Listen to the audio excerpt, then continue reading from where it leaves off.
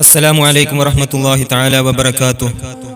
الحمد لله نحمده ونستعينه ونؤمن به ونعوذ بالله من شرور أنفسنا ومن سيئات أعمالنا.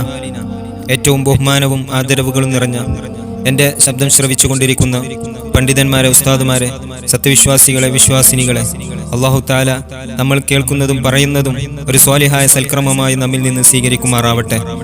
നമ്മിൽ നിന്നും മുൻകഴിഞ്ഞുപോയ ഒരുപാട് അമ്പിയാക്കളുടെയും ഔലിയാക്കളുടെയും ഉലമാക്കളുടെയും ചരിത്രം മനസ്സിലാക്കാനും അവരുടെ പാഠങ്ങളിൽ നിന്ന് ചരിത്രം ഉൾക്കൊള്ളാനും അതനുസരിച്ച് ജീവിതത്തിൽ പകർത്താനും റബ്ബ് നമുക്ക് തൗഫീക്ക് നൽകി അനുഗ്രഹിക്കുമാറാവട്ടെ.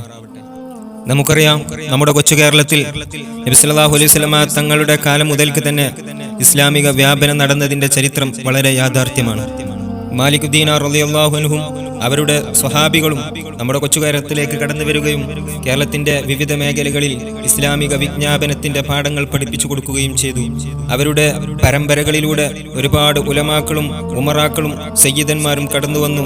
അതുകൊണ്ട് തന്നെ നമ്മുടെ ഈ ഒരു കേരളം പണ്ഡിതന്മാരെ കൊണ്ട് മനോഹരമായി നിലനിൽക്കുന്നതായിട്ട് നമുക്ക് കാണാൻ സാധിക്കും. അവരുടെയൊക്കെ സന്താന പരമ്പരയിൽ കടന്നു വന്നിട്ടുള്ള ഒരുപാട് പണ്ഡിത പ്രഭുക്കൾ ഈ ലോകത്തോട് വിട പറഞ്ഞു പോയിട്ടുണ്ടെങ്കിലും അവരുടെ തർബിയത്തും അവരുടെ കാവലും ഇപ്പോഴും നമ്മൾ അനുഭവിച്ചു കൊണ്ടിരിക്കുകയാണ്. പറഞ്ഞു വരുന്നത് ബഹുമാനപ്പെട്ട കണ്യാല മൗലയും ആ ഒരു പാന്താവിലൂടെ കടന്നു വന്ന വലിയ മഹാനായിരുന്നു. മാലിക് ദീനാർ റളിയല്ലാഹു അൻഹുവിന്റെ സംഘത്തിൽപ്പെട്ട താജുദ്ദീൻ റളിയല്ലാഹു അൻഹുവിന്റെ സന്താന പരമ്പരയിലൂടെയാണ് ബഹുമാനപ്പെട്ട കണ്യാല മൗല ജനിക്കുന്നത്. സുൽത്താനുൽ ഹിന്ദ് ഖാജ മുഈനുദ്ദീൻ ചിശ്തി ഖദ്ദസല്ലാഹു സിർറഹുൽ അസീസ് തങ്ങളവറുകളുടെ വേഷവിധാനവും ജീവിത രീതിയും ശൈലിയും ബഹുമാനപ്പെട്ട കണ്യാല മൗലയിൽ നിലകൊണ്ടതായി ചരിത്രങ്ങളിലൂടെ നമുക്ക് മനസ്സിലാക്കാൻ സാധിക്കുന്നുണ്ട്. ഹിജ്റ 1356 റജബ് 27 തിങ്കളാഴ്ച ദിവസം സൂഫി വര്യനായ തമ്പലക്കോടൻ സൂഫി മരക്കാർ എന്നവരുടെയും പരിശുദ്ധ ഖുർആൻ മനഃപ്പാഠമാക്കിയ ഹാഫിളത്തായ ഫാത്തിമയുടെയും മകനായിട്ടാണ് പട്ടിക്കാടിനടുത്തുള്ള കണ്യാലയിൽ മൗല ജനിക്കുന്നത്. അദ്ദേഹം ജനിക്കുന്നത് തന്നെ വലിയ സമ്പന്ന കുടുംബത്തിലാണ്. അദ്ദേഹത്തിന്റെ പിതാവ് നിരവധി ത്വരീഖിൽ പ്രാവീണ്യം നേടിയ വലിയും പണ്ഡിതന്മാരുമായ വലിയ വലിയ സാദാത്യങ്ങളുമായി വലിയ ബന്ധം സ്ഥാപിച്ചവരായിരുന്നു. വളരെ ചെറുപ്പത്തിൽ തന്നെ അദ്ദേഹത്തിന്റെ പിതാവ് ലോകത്തോട് വിട പറഞ്ഞുപോയി. അതുകൊണ്ട് തന്നെ തന്റെ ഉമ്മയായ ഫാത്തിമയിൽ നിന്നായിരുന്നു മതവിജ്ഞാനവും പരിശുദ്ധ ഖുർആനും കരസ്ഥമാക്കിയത്. ചെറുപ്പത്തിലെ വളരെ അച്ചടക്കത്തോടുകൂടി വളർന്ന അദ്ദേഹം വലിയ അധ്വാനശീലനായിരുന്നു. പട്ടിക്കാട് ദർസിൽ പഠിക്കുന്ന കാലഘട്ടത്തിൽ രാവിലെ 10 മണിവരെ തന്റെ വയലിൽ അധ്വാനിക്കുകയും ഉച്ചക്കുള്ള കഞ്ഞിയും കയ്യിൽ കരുതിയായിരുന്നു മൗല പട്ടിക്കാടുള്ള ദർസിലേക്ക് പോയിരുന്നത്. വളരെ ചെറുപ്പത്തിൽ തന്നെ പഠന വിഷയത്തിൽ നല്ല മികവ് കാണിക്കുകയും ഉസ്താദുമാരുടെ അടുക്കലിൽ വലിയ സ്ഥാനങ്ങൾ ഏറ്റുവാങ്ങുകയും ചെയ്തിരുന്നു. അങ്ങനെ ഒരിക്കൽ 16-ാം വയസ്സിൽ മൗല പാടത്ത് പണിയെടുത്തു കൊണ്ടിരിക്കുന്ന സന്ദർഭത്തിൽ അപരിചിതനായ ഒരു മനുഷ്യൻ മൗലയുടെ ചാരത്തേക്ക് കടന്നു വന്നു. മുഖം നല്ല പ്രകാശമുള്ള വ്യക്തിയായിരുന്നു. അപരിചിതനായിട്ട് പോലും പരസ്പരം സംസാരിക്കാനും ആശയങ്ങൾ പങ്കുവെക്കാനും രണ്ടുപേരും മുന്നിട്ട് വന്നു. അപരിചിതനായ മനുഷ്യൻ മൗലയോട് ഒരുപാട് കാര്യങ്ങൾ സംസാരിച്ചു. അപരിചിതരാണെങ്കിൽ പോലും മതവിജ്ഞാനങ്ങളെക്കുറിച്ചും മറ്റു കാര്യങ്ങളും അവർ രണ്ടുപേരും കൂടുതൽ ചർച്ച ചെയ്യുകയും ചെയ്തു. അങ്ങനെ രണ്ടുപേരും സംസാരിച്ചിരിക്കുന്നതിന് ഇടയിൽ കടന്നു വന്ന അപരിചിതൻ ഖാദിരിയ ത്വരീഖത്തിന്റെ ഇജാസത്ത് ബഹുമാനപ്പെട്ട മൗലക്ക് നൽകുകയും അങ്ങനെ സലാം പറഞ്ഞ് തിരിച്ചു പോവുകയും ചെയ്തു. അതിനുശേഷം ബഹുമാനപ്പെട്ട മൗലക്ക് ആത്മീയതയോടും പഠനത്തോടും എന്തെന്നില്ലാത്ത അതിയായ ആഗ്രഹം. കൂടുതൽ പണ്ഡിതന്മാരടുത്ത് സമീപിക്കുകയും അവരുമായി കൂടുതൽ ബന്ധം സ്ഥാപിക്കുകയും ചെയ്തു. പല മക്ബറകളിലും സിയാറത്തുകൾ ചെയ്യാറുണ്ടായിരുന്ന മൗല ഒരിക്കൽ മുത്തുപേട്ട സിയാറത്തിന് ചെന്ന സമയം ഒരു സ്വപ്ന ദർശനമുണ്ടായി. നിങ്ങളുടെ ഷെയ്ഖ് വെളിയങ്കോടിനടുത്തുള്ള പ്രായം ചെന്ന വ്യക്തിയാണ്. ആ ഒരു സ്വപ്ന ദർശനം ഉണ്ടായത് മുതൽ ബഹുമാനപ്പെട്ട മൗല തന്റെ ഷെയ്ഖിനെ അന്വേഷിച്ചുകൊണ്ട് പല സ്ഥലങ്ങളിലൂടെയും സഞ്ചരിച്ചു. അങ്ങനെ അന്വേഷിച്ചുകൊണ്ട് വെളിയങ്കോട് എത്തുകയും തുടർന്ന് പാടത്തക്കായിൽ സ്വാലിഹ് മൗലയുടെ ചാരത്തെത്തുകയും ചെയ്തു. അപ്പോഴാണ് ബഹുമാനപ്പെട്ട കണ്യാല മൗലക്ക് മനസ്സിലായത് താൻ ചെറുപ്പത്തിൽ 16-ാം വയസ്സിൽ പാടത്ത് പണിയെടുത്തുകൊണ്ടിരിക്കുന്ന ആ ഒരു സന്ദർഭത്തിൽ തന്റെ അടുത്തേക്ക് കടന്നു വന്ന അപരിചിതനായ വ്യക്തിയാണ് ഇദ്ദേഹമെന്ന്. പിന്നീട് അങ്ങോട്ട് ബഹുമാനപ്പെട്ട സ്വാലിഹ് മൗലയുടെ ശിക്ഷണത്തിലായിരുന്നു ബഹുമാനപ്പെട്ട കണ്യാല മൗല വളർന്നത്. ബന്ദറിലെ ജലാൽ മൗലയുടെ ഖലീഫയായിരുന്നു ബഹുമാനപ്പെട്ട പാടത്തക്കായിൽ സ്വാലിഹ് മൗല. അങ്ങനെ തന്റെ ഷെയ്ഖിൽ നിന്നും എല്ലാവിധ ആത്മീയ ശിക്ഷണങ്ങളും കരസ്ഥമാക്കുകയും വിശാലമായ മാരിഫത്തിന്റെ ലോകത്തേക്ക് കടന്നു ചെല്ലുകയും ചെയ്തു. എത്രമാത്രം പറയണം, ബഹുമാനപ്പെട്ടവർ ഖാദിരി, റിഫാഇ, ജിസ്തി, സുഹ്റവർദി ത്വരീഖത്തുകളിലൂടെ 10,000-ങ്ങളെ തർബിയത്ത് ചെയ്ത കണ്യാലമൗലയിൽ ഒരു ശൈഖിനുണ്ടാവേണ്ട എല്ലാവിധ ഗുണഗണങ്ങളും അടങ്ങിയിരുന്നു. ഇങ്ങനെ ചെറുപ്പം മുതലേ ആത്മീയതയിൽ കൂടുതൽ ബന്ധം സ്ഥാപിക്കുകയും വളർന്നു വരുന്നതിനനുസരിച്ചുകൊണ്ട് അതിൽ ശക്തി ആർജിക്കുകയും തന്റെ ലക്ഷ്യസ്ഥാനത്തേക്ക് കൃത്യമായി എത്തിപ്പെടാനും സാധിച്ച വലിയ മഹാനായിരുന്നു കണ്യാലമൗല അവറുകൾ. ബഹുമാനപ്പെട്ട സ്വാലിഹ് മൗല അവറുകൾക്ക് ഒരുപാട് മുരീദുകൾ ഉണ്ടെങ്കിൽ പോലും അതിലെ മുത്തലക്കായ ഒരു മുരീദായിരുന്നു ബഹുമാനപ്പെട്ട കണ്യാലമൗല. സ്വാലിഹ് മൗല അവറുകൾക്ക് മംഗലാപുരത്ത് നിന്ന് തന്റെ ഷെയ്ഖിൽ നിന്നും ലഭിച്ച വടിയും തലപ്പാവും കണ്യാലമൗലയെ ഏൽപ്പിക്കുകയും അത് ഇന്നും മൗലയുടെ വീട്ടിൽ സൂക്ഷിച്ചതായി നമുക്ക് കാണാനും സാധിക്കുന്നതാണ്. അത്രയും വലിയ ബന്ധം സ്ഥാപിച്ച മഹാനായിരുന്നു കണ്യാലമൗല. സ്വാലിഹ് മൗലയുടെ മറ്റൊരു മുരീദായിരുന്ന ഹുസൈൻ മുസ്ലിയാർ മൗലയെ അതിരറ്റ് സ്നേഹിക്കുകയും പലപ്പോഴും മൗലയെ കാണാൻ വരാറുണ്ടായിരുന്നു. അദ്ദേഹം മൗലയെക്കുറിച്ച് മാരിഫത്തിന്റെയും ജലാലിയത്തിന്റെയും പ്രതീകമായിരുന്നു എന്ന് പറയാറുണ്ടായിരുന്നു. മംഗലാപുരം മൗല ജലാലിയാണ്, എന്നാൽ പാടത്തക്കായിൽ മൗല ജമാലിയായിരുന്നു. എന്നാൽ കണ്യാലമൗല ജലാലിയും ജമാലിയും കമാലിയും ഇൽമുൽ യഖീനും ഐനുൽ യഖീനും ഹഖുൽ യഖീനും കഴിഞ്ഞ് ഷറഫുൽ യഖീൻ എന്ന പവിത്രമായ പദവിയിലായിരുന്നു അദ്ദേഹം എന്നുകൂടി ചേർത്ത് പറയാറുണ്ടായിരുന്നു. മൗലയുടെ അടുത്തേക്ക് ഒരുപാട് പണ്ഡിതന്മാർ കടന്നു വരാറുണ്ടായിരുന്നു. തന്നെക്കാൾ പ്രായമുള്ള വലിയ വലിയ പണ്ഡിതന്മാർ കടന്നു വന്നാലും മൗലയെ തിരിച്ചറിയുന്ന ആളുകൾ മൗലയോട് കൂടുതൽ ബഹുമാനം കാണിക്കുകയും സ്നേഹം പ്രകടിപ്പിക്കാറുമുണ്ടായിരുന്നു. അതിനിടയിലായിരുന്നു ബഹുമാനപ്പെട്ട തൻ്റെ ഷെയ്ഖായിരുന്ന പാടത്തക്കായി സ്വാലിഹ് മൗലയുടെ വിയോഗം. അതിലൊരുപാട് ദുഃഖിക്കുകയും സങ്കടപ്പെടുകയും ചെയ്തിരുന്നു മൗല. തങ്ങളവറുകളുടെ വിയോഗത്തിന് ശേഷം ബഹുമാനപ്പെട്ട സ്വാലിഹ് മൗലയുമായി ബന്ധം സ്ഥാപിക്കുന്ന അതേ സമയത്ത് തന്നെ ബഹുമാനപ്പെട്ട ഷംസുൽ ഉലമയുമായി അഭേദ്യം ബന്ധം സ്ഥാപിക്കാൻ മൗലക്കും സാധിച്ചിരുന്നു. രണ്ടുപേരും നല്ല ആത്മീയ സുഹൃത്തുക്കളായിരുന്നു. സ്വാലിഹ് മൗലയുടെ ചാരത്തേക്ക് ചെല്ലുമ്പോഴെല്ലാം പലപ്പോഴായും ബഹുമാനപ്പെട്ട ഷംസുൽ ഉലമയെ അവിടെ കാണാറുണ്ടായിരുന്നു. തൻ്റെ ഷെയ്ഖായിരുന്ന സ്വാലിഹ് മൗല വഫാത്തായതിന് ശേഷം അദ്ദേഹത്തിൻ്റെ മൗലിദ് രചിക്കുകയും അതിൻ്റെ പിഴവുകൾ തിരുത്താൻ വേണ്ടി ബഹുമാനപ്പെട്ട ഷംസുൽ ഉലമയുടെ ചാരത്ത് ചെല്ലുകയും ചെയ്തു. ഷംസുൽ ഉലമ അദ്ദേഹത്തെ കെട്ടിപ്പിടിക്കുകയും ബഹുമാനപ്പെട്ട സ്വാലിഹ് മൗലയുടെ പകരക്കാരൻ നിങ്ങളാണെന്ന് പറഞ്ഞ് ചുംബിക്കുകയും ചെയ്ത സംഭവം ചരിത്രത്തിൽ വളരെ വ്യക്തമാണ്. ശേഷം മൗല രചിച്ച മൗലിദ് ബഹുമാനപ്പെട്ടവർക്ക് കാണിച്ചു കൊടുത്തപ്പോൾ ഷംസുൽ ഉലമ പറയുകയുണ്ടായി, ഇത് നിങ്ങൾ രചിച്ചത് കൊണ്ട് തന്നെ ഇതിൻ്റെ ആശയങ്ങൾ വളരെ സമ്പുഷ്ടമായിരിക്കും, അതിൻ്റെ അർത്ഥം നിങ്ങൾക്ക് തന്നെ അറിയാം, ഇത് എനിക്ക് കാണിച്ചു തരേണ്ട ആവശ്യമില്ല എന്നായിരുന്നു മറുപടി. പിന്നീട് അങ്ങോട്ട് മൗലയും ഷംസുൽ ഉലമയും ഒരുപാട് വിഷയങ്ങളിൽ പരസ്പരം ബന്ധപ്പെട്ടിരുന്നു. ബഹുമാനപ്പെട്ടവരുടെ ജീവിത ചരിത്രം തന്നെ വളരെ ധന്യമായിരുന്നു. വലിയ സമ്പന്ന കുടുംബത്തിൽ ജനിച്ചിട്ട് പോലും യതീമായി ജീവിക്കാനും യതീമായി മരിക്കാനും ഞാൻ ആഗ്രഹിക്കുന്നു എന്ന് പലപ്പോഴും ജനങ്ങളോട് പറഞ്ഞതായിട്ട് കാണാൻ സാധിക്കും. അദ്ദേഹത്തിന്റെ ജീവിത ചരിത്രവുമായി ബന്ധപ്പെട്ടുകൊണ്ട് ഒരുപാട് കറാമത്തുകൾ ചരിത്രങ്ങളിലൂടെ നമുക്ക് കാണാൻ സാധിക്കും. അദ്ദേഹത്തിന്റെ മുമ്പിൽ കടന്നു വന്ന ഓരോ വ്യക്തികൾക്കും അദ്ദേഹത്തിന്റെ മഹത്വങ്ങൾ പറയാൻ മാത്രമാണ് ഉണ്ടാവുക. തന്റെ വാക്കുകൾക്ക് വളരെ അസറുണ്ടായിരുന്നു. അതിലുപരി തന്റെ മുന്നിലേക്ക് കടന്നു വരുന്ന ആളുകളുടെ ഹൃദയങ്ങൾ കുപ്പിക്കകത്തുള്ള മീനിനെ പോലെ വളരെ സ്ഫുടമായി കൃത്യമായി മനസ്സിലാക്കാൻ സാധിച്ചിരുന്നു. അവർ ചോദ്യം ഉന്നയിക്കുന്നതിന് മുമ്പേ മറുപടി പറയുന്ന ഒരു പ്രകൃതി പലപ്പോഴായും അദ്ദേഹത്തിൽ നിന്ന് കാണാനിടയായ ഒരുപാട് ആളുകൾ അവരുടെ പ്രസംഗങ്ങളിലും ചരിത്രങ്ങളിലൊക്കെ പറഞ്ഞതും എഴുതിയതുമായിട്ട് നമുക്ക് കാണാൻ സാധിക്കും. അള്ളാഹുമായി കൂടുതൽ ബന്ധപ്പെട്ട കൂടുതൽ അടുത്ത ആരിഫീങ്ങളായ ആളുകൾക്ക് പ്രത്യേക കഴിവുകളും പ്രത്യേക സ്ഥാനങ്ങളും ലഭിക്കും എന്നുള്ളതിൽ യാതൊരു സംശയവുമില്ല. ഉലൂബുൽ ആരിഫീന ലഹാ ഉയൂൻ തറാ മാ ലാ യറാഹുന്ന നാദിറൂൻ. ആരിഫീങ്ങളുടെ ഹൃദയങ്ങൾക്ക് ചില കണ്ണുകളുണ്ട്, നമ്മുടെ നഗ്നനേത്രങ്ങളെ കൊണ്ട് കാണാൻ സാധിക്കാത്ത വളരെ സൂക്ഷ്മമായ അദൃശ്യമായ ലോകത്തുള്ള ഒരുപാട് കാഴ്ചകൾ അവർക്ക് കാണാൻ സാധിക്കുന്നതാണ്. ആ കണ്ണുകളിലൂടെയാണ് പലപ്പോഴും ജനങ്ങളെ അവർ തർബിയത്ത് നടത്താറുണ്ടായിരുന്നത്. എത്രമാത്രം അറിയണം, ബഹുമാനപ്പെട്ട മൗലയുടെ മരണം തന്നെ ബഹുമാനപ്പെട്ടവർ മുൻകൂട്ടി അറിയുകയും അതിനുവേണ്ട തയ്യാറെടുപ്പുകളും അതിനുവേണ്ട ഒരുക്കങ്ങളും അദ്ദേഹം തന്നെ ചെയ്തിരുന്നു. ഒരിക്കൽ തന്റെ ശിഷ്യനായിരുന്ന ബാക്കവി ഉസ്താദിന്റെ അടുക്കൽ നിന്ന് പിരിഞ്ഞു പോകുന്ന സന്ദർഭത്തിൽ ഉസ്താദിനോട് ചോദിച്ചു, ഉസ്താദെ, അടുത്തത് എന്നാണ് ഞാൻ നിങ്ങളെ കാണാൻ വരേണ്ടത്? ഉസ്താദ് പറഞ്ഞു, 18 ദിവസം കഴിഞ്ഞാൽ വന്നാൽ മതി. ആ 18 ദിവസം എന്ന് പറഞ്ഞതിൽ എല്ലാം ഉണ്ടായിരുന്നു. ആ 18 ദിവസം കഴിഞ്ഞപ്പോഴേക്ക് ബഹുമാനപ്പെട്ടവർ ലോകത്തോട് വിട പറഞ്ഞുപോയി. അദ്ദേഹത്തിന്റെ മരണം തന്നെ വലിയൊരു അത്ഭുതമായിരുന്നു. കുളിച്ച് ശുദ്ധിയാക്കി നല്ല വസ്ത്രം ധരിച്ചുകൊണ്ട് വലതു ഭാഗത്തേക്ക് ചെരിഞ്ഞു കിടന്ന് 3 പ്രാവശ്യം ഉറക്കെ തഹ്ലീൽ ഉച്ചരിച്ചുകൊണ്ടായിരുന്നു ബഹുമാനപ്പെട്ടവർ ലോകത്തോട് ഇവിടെ പറഞ്ഞു പോയത്. ഹിജ്റ 1425 റജബ് 10 വെള്ളിയാഴ്ച ദിവസമാണ് അദ്ദേഹം നമ്മോട് ഇവിടെ പറഞ്ഞു പോയത്. അദ്ദേഹത്തിന്റെ ജീവിത വിശുദ്ധിയിലും മരണത്തിന്റെ മേഖലകളിലും എല്ലാവിധ അടയാളപ്പെടുത്തലുകളും നമുക്ക് സമ്മാനിച്ചിട്ടാണ് അദ്ദേഹം ലോകത്തോട് ഇവിടെ പറഞ്ഞത്. അദ്ദേഹത്തിന്റെ ജീവിതത്തിലുടനീളം അനുഭവിച്ച ഒരുപാട് പണ്ഡിതന്മാർ അദ്ദേഹത്തിൽ നിന്ന് ലഭിച്ച കറാമത്തുകൾ പല പ്രഭാഷണങ്ങളിലൂടെയായി പറഞ്ഞതായിട്ട് ഓർക്കുകയാണ്. വണ്ടൂരിൽ ദർസ് നടത്തിയിരുന്ന സദഖത്തുള്ള മുസ്ലിയാരുടെ ശിഷ്യനായിരുന്ന മണ്ണാർമല സമദ് ഫൈസി ഉസ്താദ് അവർ വിവരിക്കുന്നുണ്ട്. അദ്ദേഹത്തെ വിളിച്ചുകൊണ്ട് ഉസ്താദ് പറഞ്ഞു, എന്റെ സുഹൃത്തായ ബഹുമാനപ്പെട്ട കണ്യാല മൗലയുടെ ചാരത്തേക്ക് നീ പോവുകയും എന്റെ വീട്ടിലുള്ള വിവാഹാന്വേഷണ കത്ത് അദ്ദേഹത്തിന് കൈമാറുകയും ചെയ്യണം. ആ നിർദ്ദേശപ്രകാരം ബഹുമാനപ്പെട്ടവർ ദർസിൽ നിന്നും ഇറങ്ങിക്കൊണ്ട് ബസ്സിൽ കയറി യാത്ര ചെയ്യുകയാണ്. ബസ്സിൽ യാത്ര ചെയ്തുകൊണ്ടിരിക്കുമ്പോൾ ഉസ്താദിന്റെ ശിഷ്യനായ സമദ് മുസ്ലിയാർ അറിയാതെ ഉറങ്ങിപ്പോയി. 18ാം പടിയിൽ ഇറങ്ങേണ്ട ഉസ്താദ് അവർ ഇറങ്ങുന്നത് അടുത്ത സ്റ്റോപ്പിലാണ്. ആ സ്റ്റോപ്പിൽ ഇറങ്ങിയ ഉടനെ ബഹുമാനപ്പെട്ട കണ്യാല മൗലയെ കാണുകയുണ്ടായി. മൗലയോട് സലാം പറഞ്ഞു.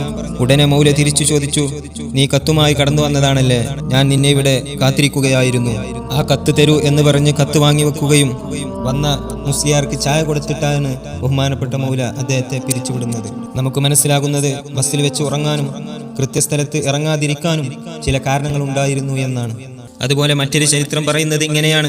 ബഹുമാനപ്പെട്ട കല്ലൂർ ഉസ്താദ് തെയ്യോട്ട് ചിറയിൽ നിന്നും കണ്യാല മൗലയുടെ ചാരത്തേക്ക് പോയിക്കൊണ്ടിരിക്കുമ്പോൾ വഴിയിൽ വെച്ചുകൊണ്ട് തന്റെ സുഹൃത്ത് വണ്ടിക്ക് കൈ കാണിക്കുകയും ഞാനും നിങ്ങളുടെ കൂടെ പോരുന്നു എന്ന് ആവശ്യപ്പെടുകയും ചെയ്തു. അങ്ങനെ രണ്ടുപേരും യാത്ര ചെയ്യുന്നതിനിടയിൽ തന്റെ സുഹൃത്ത് കല്ലൂർ ഉസ്താദിനോട് ചോദിക്കുകയാണ്, അല്ല, നമ്മുടെ കണ്യാല മൗലയ്ക്ക് ജിന്നിന്റെ വല്ല സഹായവും സേവയും ഉണ്ടോ? ജിന്നിന്റെ വല്ല സേവയുമുണ്ടോ എന്ന് ചോദിച്ചപ്പോൾ ബഹുമാനപ്പെട്ട കല്ലൂർ ഉസ്താദ് അവറുകൾക്ക് സങ്കടമാവുകയും പ്രയാസം തോന്നുകയും ചെയ്തു. അതിന് മറുപടി ഒന്നും കൊടുത്തില്ല. അങ്ങനെ അവർ സഞ്ചരിച്ചുകൊണ്ട് ബഹുമാനപ്പെട്ട കണ്യാല മൗലയുടെ ചാരത്തെത്തിക്കൊണ്ട് കല്ലൂർ ഉസ്താദ് സലാം പറഞ്ഞ് അകത്തേക്ക് കടന്നു. മറ്റേ ഉസ്താദ് സുഹൃത്തായ ഉസ്താദും അകത്തേക്ക് കടക്കുമ്പോൾ സലാം പറഞ്ഞു, സലാം മടക്കിയില്ല. ഉടനെ ബഹുമാനപ്പെട്ട കണ്യാല മൗല ബിസ്മില്ലാഹിർ റഹ്മാനിർ റഹീം എന്ന് പറഞ്ഞുകൊണ്ട് ജിന്ന് സൂറത്ത് പരിപൂർണമായി പാരായണം ചെയ്യുകയും അതിനുശേഷം അദ്ദേഹത്തിന്റെ മുഖത്തേക്ക് നോക്കി പറഞ്ഞു, എടോ അബ്ദുള്ള ഹാജിക്ക് ജിന്നിന്റെ സേവയുടെ ആവശ്യമില്ല എന്ന് പറയുകയാണ് ഉണ്ടായത്. അഥവാ നാം പറഞ്ഞതുപോലെ കുപ്പിക്കകത്തുള്ള മീനിനെ പോലെ നമ്മുടെ ഹൃദയങ്ങളിലുള്ളതിനെ വായിച്ചറിയാൻ കഴിഞ്ഞ വലിയായിരുന്നു, മഹാനായിരുന്നു ബഹുമാനപ്പെട്ട കണ്യാല മൗല. ഇതൊക്കെ വലിയൊരു അത്ഭുതമുള്ള ചരിത്രമാണ്. അവരുടെയൊക്കെ ജീവിതത്തിൽ നിന്ന് അവർ നേരിട്ട് കണ്ട് മനസ്സിലാക്കിയ അനുഭവങ്ങളാണ്. അങ്ങനെ എത്ര കറാമത്തുകളുണ്ട്. അതുപോലെ തന്നെ ബഹുമാനപ്പെട്ട സയ്യിദ് നാസർ ഹയ്യ് തങ്ങൾ അവറുകൾ വിവരിക്കുന്ന മറ്റൊരു ചരിത്രം നമുക്കറിയാം. അദ്ദേഹം ഒരിക്കൽ കണ്യാല മൗലയുടെ ചാരത്തേക്ക് തന്റെ ചില ആവശ്യാർത്ഥം പുറപ്പെട്ടു.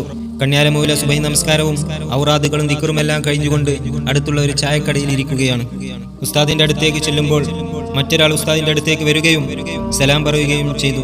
സലാം അടക്കാതെ ഉടനെ ഉസ്താദ് അവറുകൾ തന്റെ കയ്യിലുള്ള വടിയെടുത്തുകൊണ്ട് ആ വന്ന വ്യക്തിയെ ആട്ടിയോടിക്കുകയാണ് ചെയ്തത്. അതിനുശേഷം ബഹുമാനപ്പെട്ട നാസർ ഹയ്യ് തങ്ങൾ അവറുകൾ ഉസ്താദിന്റെ ചാരത്തേക്ക് ചെന്നു, സലാം പറഞ്ഞു, സലാം അടക്കി. ഉടനെ ബഹുമാനപ്പെട്ട മൗല ഉസ്താദിനോട് പറയുകയാണ്, നിങ്ങൾക്ക് 10 ഏക്കർ റബ്ബർ തോട്ടവും 5 ഏക്കർ തെങ്ങും തോട്ടവും കിട്ടാൻ താല്പര്യമില്ലേ? അതിന് നിങ്ങൾ ആഗ്രഹിക്കുന്നില്ലേ? നബി സല്ലല്ലാഹു അലൈഹി വസല്ലമ തങ്ങൾ മിസ്കീനായി ജീവിക്കുകയും മിസ്കീനായി മരിക്കാൻ ആഗ്രഹിക്കുകയും ചെയ്തവരായിരുന്നു. ഇതാണ് ഉടനെ മറുപടി പറഞ്ഞത്. തങ്ങൾക്ക് എന്താണ് പറഞ്ഞതിന്റെ ഉദ്ദേശം മനസ്സിലായില്ല. എങ്കിലും തങ്ങൾ വന്ന കാര്യങ്ങളൊക്കെ ഉസ്താദുമായി ഉണർത്തുകയും അവിടെ നിന്ന് പിരിയുകയും ചെയ്തു. തിരിഞ്ഞു പോരുന്ന സന്ദർഭത്തിൽ നേരത്തെ ആട്ടി ഓടിക്കപ്പെട്ട ഒരു വ്യക്തി റോഡരികിൽ നിൽക്കുന്നുണ്ട്. ബഹുമാനപ്പെട്ടവർ ചോദിച്ചു, എന്തിനാണ് നിങ്ങളെ ആട്ടിയത്? എന്തിനാണ് നിങ്ങൾ വന്നത്? നിങ്ങളുടെ പ്രദേശം എവിടെയാണ്? അദ്ദേഹം പറയുന്നു, ഞാൻ തെക്കൻ കേരളക്കാരനാണ്. എങ്ങനെയാണ് നിങ്ങൾ ഉസ്താദിനെ അറിഞ്ഞത് എന്ന് ചോദിച്ചപ്പോൾ അദ്ദേഹം പറയുന്നു, എന്റെ നാട്ടിൽ നിന്നും ഒരാൾ ഉസ്താദിനെ കാണാൻ വരികയും പാവപ്പെട്ട മനുഷ്യനായതുകൊണ്ട് തന്നെ ഉസ്താദിന്റെ അടുക്കൽ നിന്ന് അമല് വാങ്ങുകയും അത് സ്വീകരിക്കുകയും ചെയ്തു. അങ്ങനെ അദ്ദേഹം ജീവിതം തുടരുന്നതിനിടയിൽ അദ്ദേഹത്തിന് ആ ജീവിതത്തിനിടയിൽ 10 ഏക്കർ റബ്ബർ തോട്ടവും 5 ഏക്കർ തെങ്ങും തോട്ടവും മറ്റൊരു രീതിയിൽ അദ്ദേഹത്തിന് സൗഭാഗ്യമായി അദ്ദേഹത്തിന് കരസ്ഥമായി. ഇത് കണ്ടപ്പോൾ എനിക്കും ലഭിക്കുമോ എന്ന ഒരു പൂതി ഉണ്ടാവുകയും അത് കാരണം ഞാൻ ഉസ്താദിനെ കാണാൻ വന്നതുമാണ് എന്ന് അദ്ദേഹം വിവരിക്കുകയുണ്ടായി. അപ്പോൾ അദ്ദേഹം പറയുന്നതിന് മുമ്പ് തന്നെ അദ്ദേഹത്തിൻ്റെ ഹൃദയത്തിലുള്ള കാര്യങ്ങൾ മനസ്സിലാക്കുകയും അതിനുള്ള മറുപടി അപ്പോൾ തന്നെ കൊടുക്കുകയും ചെയ്ത ഒരു രംഗമായിരുന്നു ബഹുമാനപ്പെട്ടവരിൽ നിന്ന് നമുക്ക് കാണാൻ സാധിച്ചത്. അതുപോലെ മറ്റൊരു അനുഭവം, ബഹുമാനപ്പെട്ടവരുടെ ചാരത്ത് നിന്നുകൊണ്ട് ഒരു പ്രധാനപ്പെട്ട ഉസ്താദ് അമലുകൾ സ്വീകരിച്ചു കൊണ്ടിരിക്കുന്ന സന്ദർഭത്തിൽ ഒരു മനുഷ്യൻ ആ സദസ്സിലേക്ക് കടന്നു വരികയാണ്. കടന്നു വന്ന് സലാം പറഞ്ഞു. സലാം അടക്കുന്നതിന് മുമ്പായിക്കൊണ്ട് ബഹുമാനപ്പെട്ട കണ്യാല മൗല അദ്ദേഹത്തോട് പറയുകയാണ്, നീ എൻ്റെ ചാരത്തേക്ക് വരുന്നതിന് മുമ്പ് നീ ആ കുടുംബത്തിൽ പോകണം. ആ കുടുംബത്തിൽ പോയി പ്രശ്നങ്ങളെല്ലാം പരിഹരിച്ചുകൊണ്ട് സലാം പറഞ്ഞിട്ടാണ് എൻ്റെ അടുത്തേക്ക് വരാൻ എന്ന് ഉടനെ മറുപടി പറഞ്ഞു. അപ്പോൾ വന്ന മനുഷ്യൻ പറഞ്ഞു, ഉസ്താദെ, ഞാനൊന്നും ചെയ്തിട്ടില്ല. കണ്യാല മൗല വീണ്ടും ആവർത്തിച്ചു, നീ ആ വീട്ടിൽ പോയിക്കൊണ്ട് അവരുടെ പ്രശ്നങ്ങൾ പരിഹരിക്കണം. ആ കുടുംബത്തിലെ സാമ്പത്തിക ആവശ്യത്തിന് വേണ്ടി നീ ആ കുടുംബത്തിലെ ഒരാളെ കൊല ചെയ്തിട്ടുണ്ട്. അദ്ദേഹം വീണ്ടും ആവർത്തിച്ചു പറഞ്ഞു, ഇല്ല ഉസ്താദെ, ഞാൻ അങ്ങനൊന്നും ചെയ്തിട്ടില്ല. ശേഷം മൗല അദ്ദേഹത്തെ മുഖത്തേക്ക് നോക്കി അവിടുന്ന് ആട്ടിയോടിക്കുകയാണ് ചെയ്തത്. അങ്ങനെ മറ്റേ മനുഷ്യൻ പുറത്തേക്ക് വന്നപ്പോൾ അവർ രണ്ടുപേരും സംസാരത്തിനിടയിൽ ആ വ്യക്തി പറഞ്ഞു, എൻ്റെ കുടുംബത്തിൽ ഒരു സാമ്പത്തിക പ്രശ്നമുണ്ട്, അതിനെ പരിഹരിക്കണമെങ്കിൽ ആ വ്യക്തി ഇല്ലാതാവണം. അദ്ദേഹത്തെ കൊലപ്പെടുത്തിയാൽ അതെല്ലാം ശരിയാവും എന്ന അർത്ഥത്തിൽ ഞാൻ ചില വ്യക്തികൾക്ക് കൊട്ടേഷൻ കൊടുത്തിരുന്നു. അതായിരുന്നു അവറുകൾ അവിടുന്ന് വിശദീകരിച്ചത് എന്ന് മനസ്സിലായി എന്ന് അദ്ദേഹം പറയുന്നതായി കാണാൻ സാധിക്കുന്നുണ്ട്. അതുപോലെ മൗലയുമായി അടുത്ത ബന്ധം സ്ഥാപിച്ച ഒരുപാട് സുഹൃത്തുക്കൾ ജീവിതത്തിൽ ലഭിച്ച നേട്ടങ്ങൾ, സൗഭാഗ്യങ്ങളൊക്കെ വിവരിക്കുന്നതായിട്ട് നമുക്ക് കാണാം. അതുപോലെ അപകടങ്ങളിൽ നിന്ന് രക്ഷപ്പെട്ടതായിട്ട് കാണാം. മൗലയുടെ ഒരൊറ്റ സുഹൃത്തായിരുന്ന ഒരു വ്യക്തി മൗലയുടെ സമ്മതത്തോടു കൂടി ഉംറക്ക് പോവുകയാണ്. ഉംറക്ക് പോയി എയർപോർട്ടിൽ നിന്ന് പ്ലെയിൻ ഉയർന്നു പൊന്തി. ആ പൊന്തിയ പ്ലെയിനിന് അതിൻ്റെ കൃത്യമായ രീതിയിൽ പറക്കാൻ സാധിക്കുന്നില്ല. അത് വീണ്ടും വട്ടമിട്ട് പറന്നുകൊണ്ടേയിരിക്കുകയാണ്. അതിൻ്റെ സിഗ്നലുകൾ നഷ്ടപ്പെട്ടുകൊണ്ടിരിക്കുന്നു, ചൂടുകൾ വർദ്ധിക്കുന്നു, കൃത്യമായ ഓക്സിജൻ ലഭിക്കുന്നില്ല. അതിൻ്റെ പൈലറ്റ് പരിഭ്രാന്തരാകുന്നു. ആ ഒരു സന്ദർഭത്തിൽ അദ്ദേഹം മനസ്സിരുത്തിക്കൊണ്ട് മൗലയുടെ പേരിൽ ഒരു യാസീനോദി അൽഹംദുലില്ലാ പ്രയാസങ്ങളൊക്കെ ദൂരീകരിച്ച് അദ്ദേഹം ഉംറ കഴിഞ്ഞ് തിരിച്ചു വന്നു. ഉടനെ മൗലയുടെ ചാരത്തേക്ക് ചെന്ന് സലാം പറഞ്ഞ ഉടനെ മൗല തിരിച്ചു പറഞ്ഞു, മൗല നിന്റെ കൂടെ ഉണ്ട് എന്ന് നിനക്ക് ബോധ്യമായോ എന്നാണ് ചോദ്യം ചോദിച്ചത്.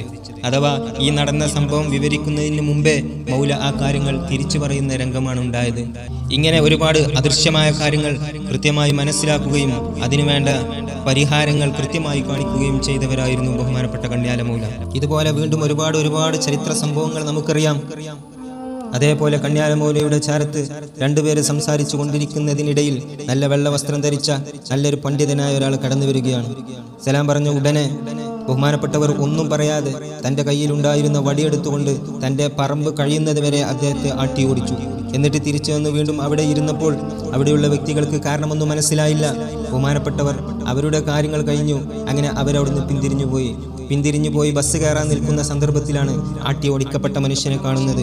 കാര്യം തിരക്കിയപ്പോൾ ആ മനുഷ്യൻ പറഞ്ഞു, ഞാൻ ചെയ്ത തെറ്റ് മൗലക്ക് മനസ്സിലായിട്ടുണ്ട്. ഞാൻ പലപ്പോഴും ഇവിടെ വരാറുണ്ട്. ഞാൻ ചില കാര്യലാഭത്തിന് വേണ്ടി എൻ്റെ വീട്ടിലെ അടുപ്പിൽ ചില തകിടുകൾ ഞാൻ കുഴിച്ചിട്ടിട്ടുണ്ടായിരുന്നു. ബഹുമാനപ്പെട്ടവർ അത് മനസ്സിലാക്കി. അതുകൊണ്ടാണ് എന്നെ ആട്ടി ഓടിച്ചത് എന്ന് തിരിച്ച് മറുപടി പറയുകയാണ് അദ്ദേഹം ചെയ്തത്. അങ്ങനെ ഒരുപാട് അനുഭവങ്ങൾ ഇപ്പോൾ ജീവിച്ചിരിക്കുന്നവർക്കും അല്ലാത്തവർക്കുമായി ഒരുപാട് അനുഭവങ്ങൾ ലഭിച്ചതായിട്ട് കാണാൻ സാധിക്കും. പട്ടിക്കാട് മുദരിസായിരുന്ന ബഹുമാനപ്പെട്ട സുലൈമാൻ ഫൈസി ചുങ്കത്തറ ഉസ്താദ് അവറുകൾ തൻ്റെ ഒരാവശ്യത്തിന് വേണ്ടി ഒരു വലിയനെ കണ്ടുകൊണ്ട് ദുആ ചെയ്യിപ്പിക്കണമെന്ന ഉദ്ദേശത്തോടു കൂടി മൗലയുടെ ചാരത്തേക്ക് ചെന്ന സന്ദർഭത്തിൽ അവിടെ നിന്ന് മറ്റൊരു ഉസ്താദ് അദ്ദേഹത്തിൻ്റെ ആവശ്യം കഴിഞ്ഞ് പിന്തിരിഞ്ഞു പോരുന്നുണ്ടായിരുന്നു. സലാം പറഞ്ഞ ഉടനെ ബഹുമാനപ്പെട്ട കണ്യാല മൗല ചുങ്കത്തറ ഉസ്താദിനോട് പറഞ്ഞു, നിങ്ങൾ ഉദ്ദേശിക്കുന്ന ആ പോകുന്ന അദ്ദേഹമാണ്, എന്നേക്കാൾ വലിയ അദ്ദേഹമാണ്, ഞാനൊന്നും അത്ര വലിയല്ല എന്നാണ് ഉടനെ മറുപടി പറഞ്ഞത്. ബഹുമാനപ്പെട്ടവർ പലപ്പോഴും പ്രസംഗങ്ങളിൽ അത് പറയുന്നതായിട്ട് കേൾക്കാൻ സാധിച്ചിട്ടുണ്ട്.